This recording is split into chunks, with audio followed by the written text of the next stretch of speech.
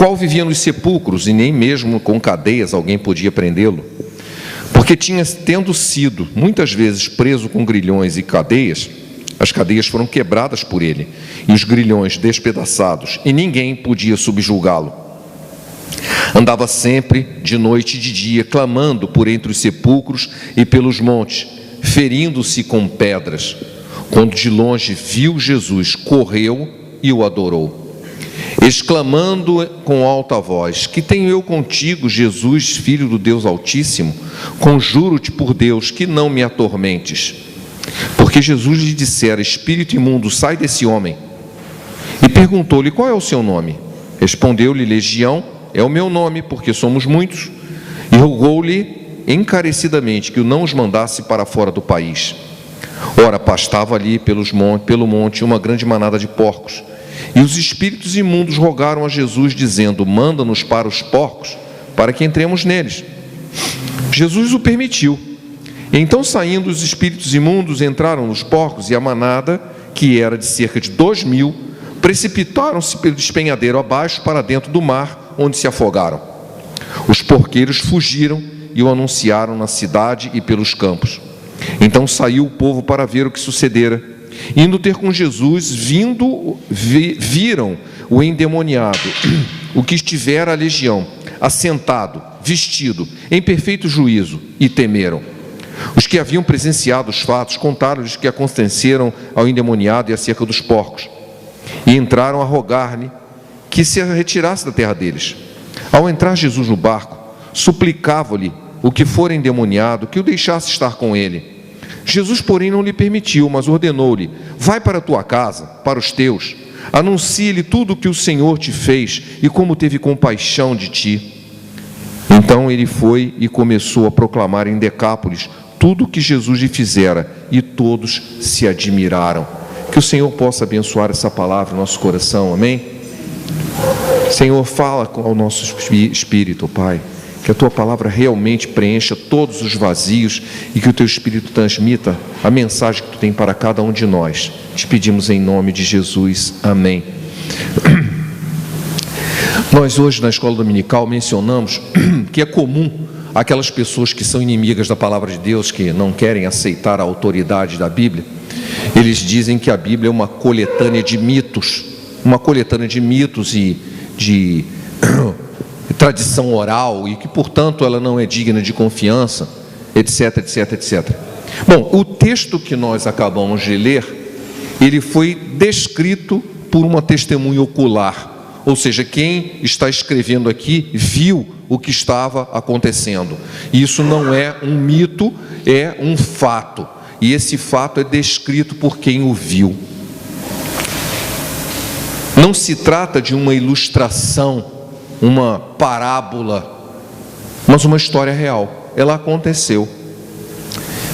Muitas vezes esse texto tem sido estudado, e ele é bastante estudado pelos demonologistas, né? Dando enfoque à parte do que dizem os espíritos imundos, etc. E pouca coisa se fala a respeito do objeto real dessa história, que é o homem que estava possesso, endemoniado, o ex-endemoniado. Primeiramente, ele fala da realidade que muitos de nós às vezes procura nem pensar ou até recusa aceitar, que existe uma realidade espiritual que interfere na vida das pessoas. Esse homem não estava louco. Muitas vezes a gente confunde loucura com possessão. Esse homem não, a Bíblia não sugere que ele estava possesso, a Bíblia afirma que ele estava possesso. E a possessão dele era de tal maneira contínua que as pessoas tentavam prendê-lo, não conseguia. Ele exercia uma força sobrenatural, ele quebrava cadeias, ele vivia entre os sepulcros, ele tentava se ferir, ele vivia num tormento enorme. Essa é a realidade do mundo, que às vezes a gente não quer ver, que ela interfere com o nosso mundo físico. Mas nós não vamos entrar em detalhes disso. Nós não vamos entrar em detalhes, mesmo porque a própria Bíblia não afirma ou não diz nada. Por que isso aconteceu? O que aquele homem fez para estar assim? Nós não sabemos nada disso. Nós sabemos Nós não sabemos como a história começou, mas nós sabemos como ela terminou, e ela terminou muito bem, porque Jesus encontrou aquele homem e o libertou. Embora o diabo não pudesse matá-lo, se pudesse já o teria feito, né? Estava infligindo a ele um grande sofrimento. Não apenas isso, mas mantendo toda a região atemorizada. Nós vemos que o temor era tão grande que mesmo depois que o homem foi liberto, as pessoas pediram para que Jesus fosse embora, estavam morrendo de medo. A região inteirinha estava com medo do que estava acontecendo. Mas Jesus viu naquele homem uma necessidade, inquietou-se, reconheceu naquele homem uma necessidade muito grande. Por que é importante nós dizermos isso? Porque nós já estudamos, e é comum nós pregarmos, do cego de Jericó. Jesus, filho de Davi, tem misericórdia de mim. O leproso que chegou para Jesus assim: tu bens pode purificar-me se o quiseres. Esse homem não tinha capacidade de sequer de pedir socorro. Ele não podia nem pedir ajuda. Ele estava tão dominado pelo mal que nem ajuda ele conseguia pedir. Mas a misericórdia de Deus o alcançou. A misericórdia de Deus o alcançou e o libertou. Os demônios que estavam nele reconheceram imediatamente a santidade de Jesus, já caíram aos pés de Jesus, não precisam fazer nada, já caiu aos pés de Jesus e disse: sai desse homem, sai daqui. E aí houve aquela história dos porcos. Não é sobre isso que eu quero falar. Eu quero falar do homem. Nós não precisamos preocupar se o demônio pode entrar no porco, se ele pode sair. Essas coisas são irrelevantes do ponto de vista ao que está acontecendo com aquele homem, que imediatamente presenciou, sentiu a presença do poder de Deus.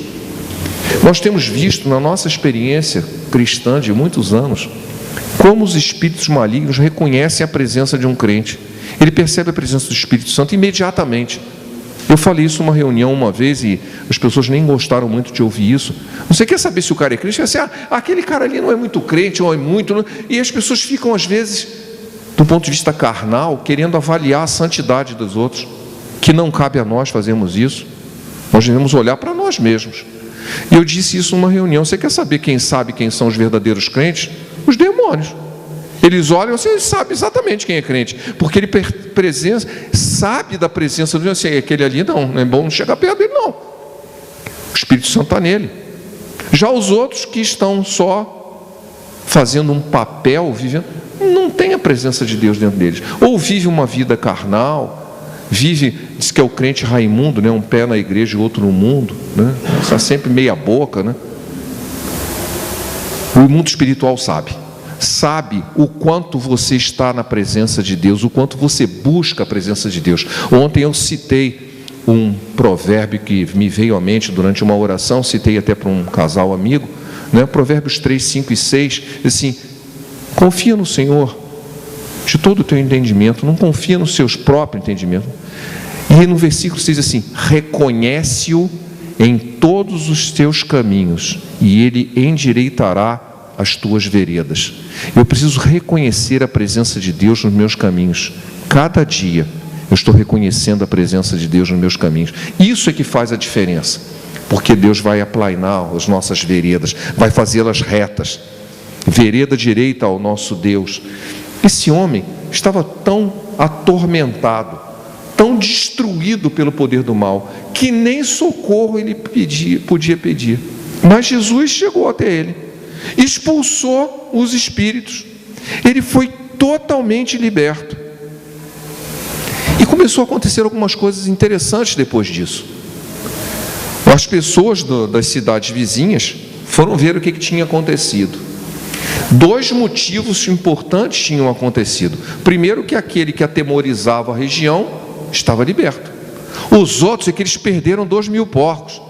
Eu assim: como assim? Cadê os nossos porcos? Está tudo morto, afogado. Estavam preocupados com a parte financeira, estavam preocupados com a parte material. E quando chegaram lá, deram de cara com uma surpresa. Aqueles a quem ele temia não oferecia mais perigo. Estava lúcido, estava vestido, porque o texto diz que ele andava nu. O outro texto de Lucas diz que ele andava nu. ele rasgava a roupa, se feria, ele andava nu. E agora assim, aquele que andava nu agora estava vestido, aquele que estava totalmente enlouquecido estava em perfeito juízo, conversando, estava comendo com Jesus, tendo comunhão. Assim, como assim? Eles ficaram, o que está acontecendo? Ele estava em perfeito juízo e as pessoas, em vez de darem glória a Deus, ficaram com medo. A Bíblia não diz o que aquele homem estava conversando com Jesus, bem que eu pretendo perguntar isso quando chegar no céu, quando eu encontrar o irmãozinho. Escuta, como é que foi a conversa? Sobre o que vocês estavam conversando? Foi uma coisa muito importante, porque nós não sabemos isso, mas sabemos a consequência. Aquele homem, ele foi liberto, mas ele não foi liberto apenas dos demônios. Isso é a parte mais fácil. O demônio foi embora. Mas ele foi liberto socialmente, ele pôde voltar para a sociedade, ele vivia sozinho nos sepulcros, ele foi liberto emocionalmente, ele foi liberto intelectualmente, ele foi liberto fisicamente, ele andava nu, agora andava normal, ele não falava com ninguém, só urrava e vivia feito um bicho, estava conversando normalmente, podia voltar à convivência com as pessoas, ele foi liberto completamente. E é interessante como que as pessoas reagiram a isso. Senão, sai daqui de perto, não quero você aqui perto de mim. Será que eles preferiam um homem endemoniado? Será que eles preferiam continuar nas trevas? Há algo muito importante aqui que a gente às vezes passa batido. Eu falei que 3 evangelhos falam sobre esse texto, mas o evangelho de Mateus, que não fala de Gerazeno, fala de Gadareno, porque há uma troca de uma letra entre Gerasa e Gadara, né? Que eram a mesma cidade. Ele diz que na verdade eram 2 endemoniados. Pode olhar lá no evangelho de Mateus, 2 endemoniados e não apenas um. E por que esse texto só fala em um? Porque só um ficou, o outro desapareceu. O homem foi liberto e permaneceu com Jesus. Essa é a grande diferença dessa história. Quantas pessoas eu já vi na minha vida que procuram a presença de Deus porque estão passando por um problema, querem uma bênção, querem um milagre, e pela misericórdia de Deus eles alcançam o milagre, depois vão embora. Eles não querem permanecer na presença do abençoador, eles só querem a bênção e depois vão embora. Este homem, além da bênção, ele queria o abençoador, ele queria estar na presença de Jesus. Diz o texto que quando Jesus, por causa da pressão das pessoas de ir embora, sai daqui, não queremos você aqui não, Jesus ia entrar no barco, se eu quero ir junto. Ele queria a presença de Jesus. Ele foi liberto e ele continuava querendo a presença de Jesus. Isso fez toda a diferença na vida daquele homem. Ele queria a presença queria continuar na presença de Jesus, não apenas receber a bênção e ir embora, como muita gente que eu conheço faz. Queria continuar na presença de Deus. E o que Jesus disse para ele? Volta para a sua casa e conta tudo que Deus fez por você e como teve misericórdia de ti, como teve compaixão. Vocês já pararam para pensar nisso? Por que Jesus disse isso? Há quantos anos aquele homem estava longe de casa? Talvez seus parentes achassem que ele estivesse morto. Ele vivia longe, nos sepulcros, como um bicho. Ninguém tinha mais notícias dele. Ele era de uma outra região. As pessoas podiam achá-lo que ele tivesse morrido. Será que o fulano ainda existe? Nós não sabemos o nome dele, né? Seria bom se pudesse mencionar, mas não sabemos o nome dele. Não importa. O nome dele está escrito no livro da vida, ele está na presença do Pai. Porque ele preferiu Jesus, não é porque ele foi liberto, porque ele preferiu Jesus. O outro que estava com ele também foi liberto, mas foi embora. Ele preferiu Jesus. E Jesus se volta para a tua cidade, vai mostrar que você está vivo. Diz o que Deus fez por você. Diz o texto que ele voltou para uma região chamada Decápolis. Decápolis não é o nome de uma cidade, é uma região. Decápolis. 10 cidades, uma região de 10 cidades. Ele foi por Decápolis, uma região onde havia 10 cidades, anunciando tudo que Deus tinha feito por ele. E disse que as pessoas se admiravam. Não apenas, eu penso muito nisso, que quando a pessoa está na presença de Deus e você conta uma situação dessa, não é apenas o fato que você conta que impressiona as pessoas, mas a presença de Deus na vida daquela pessoa, que transforma aquela informação passa a ser real na vida de quem ouve. Por que quando você fala de um jeito, uma pessoa fala a mesma coisa e o outro fala diferente? Eu vejo um texto lá do Velho Testamento, quando o profeta foi à casa da viúva, faz um milagre, e ela usa um texto que aquilo me afeta muito. Ele assim: nisso reconheço que na tua boca a palavra de Deus é verdade. Não é em qualquer boca. Afinal de contas, o próprio diabo citou a palavra de Deus, não é? Ele não tentou Jesus usando a Bíblia? Mas na tua boca a palavra de Deus é verdade. Porque quando nós estamos testemunhando da presença de Deus, o que Deus fez por nós, não é um fato que eu li num livro. É claro que eu posso fazer também isso, eu posso contar o testemunho, mas quando eu disse: olha, eu vivi assim, eu fui liberto, Deus me abençoou, há um poder diferente. Assim como o filho pródigo podia ter dito: eu estava perdido, e eu fui achado. O Bartimeu disse: eu era cego, e agora eu vejo. Aquele homem disse: eu estava totalmente possuído e fui completamente liberto. Eu sou testemunha da presença, do poder de Deus na minha vida. Isso tem um impacto muito grande. E foi isso que aconteceu. Aquelas cidades todas ouviram de que Jesus teve misericórdia. Ele não fez nada por merecer isso, ele nem ao menos pediu para ser liberto, mas o Senhor o libertou. E assim, em retribuição, ele quis continuar na presença de Jesus, e ele se tornou o primeiro missionário que a Bíblia menciona. Não foi Paulo e Silas os primeiros missionários, isso no livro de Atos. O primeiro missionário foi o ex-endemoniado Gerazeno, que foi por 10 cidades anunciando tudo o que Deus havia feito por ele. Que bênção, meus irmãos. Há uma bênção muito grande aqui de ver como Deus trabalha na vida. A pessoa tem uma necessidade tão grande, mas está totalmente dominado, está prostrado, sem força sequer de pedir socorro. A mão de Deus vai e abençoa. Em retribuição, sim, eu reconheço que foi Deus que fez isso na minha vida. Não foi o meu esforço próprio, não foi nenhuma cerimônia, não foi nenhum tipo de coisa mística que eu posso ter feito, ou a própria sorte, ou isso, mas foi a mão de Deus que me libertou, a mão de Deus que me trouxe bênção, a mão de Deus que resolveu a minha vida, e eu agora quero segui-lo, eu agora quero estar na presença de quem me abençoou, eu quero continuar na presença do abençoador, e não apenas em função da bênção, mas eu quero estar na presença do abençoador. Nosso primeiro missionário foi a todas as cidades contando as bênçãos que Deus havia lhe feito. Jesus pode continuar fazendo a mesma coisa entre nós, porque afinal de contas, em João 8,36, ele diz o seguinte: se o Filho vos libertar, realmente, verdadeiramente, sereis livres. Eu preciso estar livre, mas não liberto da prisão humana, né? Eu posso estar livre em qualquer lugar. Eu vou estar liberto espiritualmente, liberto dos meus pecados, liberto da opressão demoníaca, liberto de tudo aquilo que impede o meu relacionamento com Deus e de ter uma vida abundante, que Jesus também prometeu isso. Em João 10,10, eu vim para que tenham vida e a tenham em abundância.